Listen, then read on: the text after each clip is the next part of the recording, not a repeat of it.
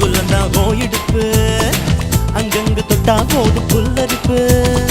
உள்ளூர ஏதோ பண்ணும் ஆச்சரிப்பு நண்டூர செய்யுது போன சாரிப்பு என்ன சொன்ன இப்போ என்ன சொன்ன என்ன